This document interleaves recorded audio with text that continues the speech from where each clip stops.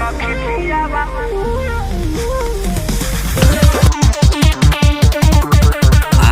गया ये और भोजपुरी धमाकेदार गाना प्रमोद प्रेमी के आवाज में,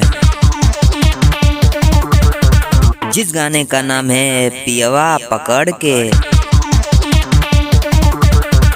इस गाने को गाया है प्रमोद प्रेमी यादव ने और गाने को लिखा है रवि यादव ने और म्यूजिक से सजाया है विक्की वैक्स ने। और दोस्तों आप लोग को बता दूं कि इस गाने में प्रमोद प्रेमी के साथ नजर आने वाली हैं सुनीता सिंह।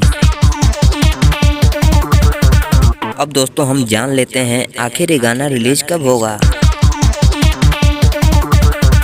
दोस्तों आप लोग को बता दूं कि ये गाना आपको कल सुबह 7:30 पर देखने को मिलेगा। दोस्तों देखना ना भूलें, कल सुबह 7:30 पर प्रमोद प्रेमी का गाना पियवा पकड़ के।